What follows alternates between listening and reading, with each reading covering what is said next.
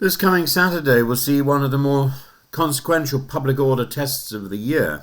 Last weekend, 522 protesters were arrested under the Terrorism Act for carrying placards that read a simple two-sentence phrase, "I oppose genocide, I support Palestine action." The arrests, the largest the Metropolitan Police have made in a decade, were extraordinary not for violence but for the demographic profile. Over half of those detained were over 60. 15 were in their 80s.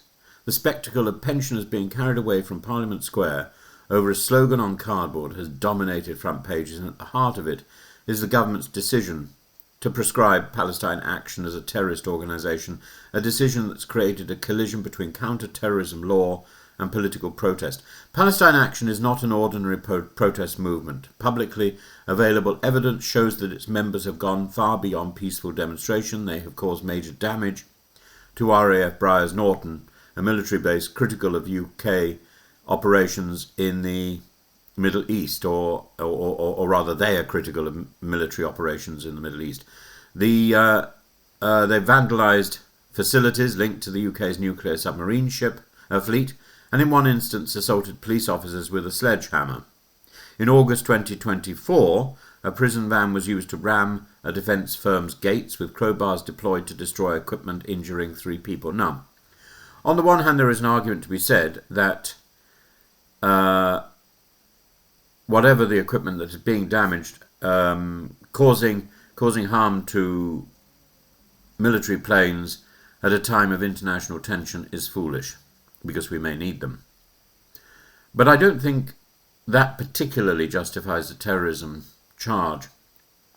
Maybe Yvette Cooper has to stand up and say there's something you don't know, and we have evidence of X, Y, and Z, which we can't tell you now, but that would at least be reassuring, and that would probably stop and dissuade a lot of the people turning up to these events from turning up. Because at the moment, most of those people there are simply parading solidarity with Palestine, which is a perfectly reasonable concept. It's the claim that members have followed a clandestine manual on sabotage, perhaps, that Yvette Cooper's Home Office has designated them a terrorist organisation. Under UK law, terrorism encompasses not only threats to life but serious criminal damage intended to advance a cause, echoing the IRA's 1990s economic disruption campaigns. But I think this is... It comes across as overreach. Proscription has 2 immediate effects. It criminalises membership and certain types of support, and it severs the group from funding networks. Important, it also criminalises public expressions of support. Declaring I support Palestine Action now carries up to 14 years in prison in theory. By contrast, saying I oppose the proscription of Palestine Action is legal. Protesters knew this distinction. They chose the illegal wording precisely to provoke arrest in the tradition of civil disobedience. And the Home Office says there's more evidence against Palestine Action that cannot be disclosed due to ongoing prosecutions, or at least it hints that. But it needs to come out and say that specifically, and it probably needs to hint more specifically what that evidence is. That insistence on secrecy invites public mistrust, particularly at a time when Gaza's war is already generating accusations of UK complicity. Designating Palestine Action may have been intended to isolate extremists from mainstream Palestine solidarity protests, yet the result is almost the opposite. It's created a moral spectacle that organisers can exploit, and the images of elderly citizens in handcuffs feed a narrative of overreach and repression. Baroness Shami Chakrabarti has likened it to an I am Spartacus moment where mass defiance blunts the law's force. The danger for the Home Office is that every arrest becomes a propaganda victory for the very group it wishes to marginalise. Officers face a thankless task. Many have reportedly felt uncomfortable arresting elderly protesters for what, in any other context, would be lawful political speech.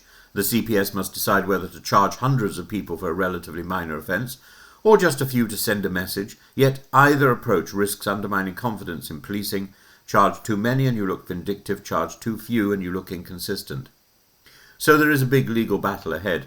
3 cases will shape the outcome: the individual prosecutions of those arrested for carrying supportive signs, the criminal trial in November over the Bristol defence firm attack, where charges include aggravated burglary and assault, and the High Court challenge to the ban itself, which could either uphold the prescription or strike it down as disproportionate. If the ban fails and falls, all current prosecutions collapse. If it stands, the government has a freer hand to continue arrests. The United Nations Human Rights Chief, Volker Turk, has criticised the ban, saying it breaches international law. That in itself is politically damaging, feeding into conspiracy narratives about UK foreign policy being unduly influenced by Israel. The Home Office, for its part, insists the group's violent record justifies the designation. From a purely strategic point of view, the question is where the prescription achieves its aims. Does it reduce the Palestine Authority, action capacity to operate? Possibly in logistical terms. Does it reduce public sympathy? Well, clearly not. Instead, it risks turning niche extremists into symbols of defiance for a wider cause. The government now faces two unpalatable choices: reveal more evidence to justify the ban, or quietly scale back enforcement on public declarations of support. In the end, the clash here is not simply between the state and a banned organisation, it's between the letter of counter-terrorism law and the optics of arresting citizens for speech. For a government already suffering low public trust, this is a precarious position. It's chosen to fight on ground where the symbolism is almost entirely against it. And as Saturday approaches, the numbers on the streets may grow, the cameras may roll, and the question remains, is this law protecting the public, or is it corroding the very freedoms it claims to defend?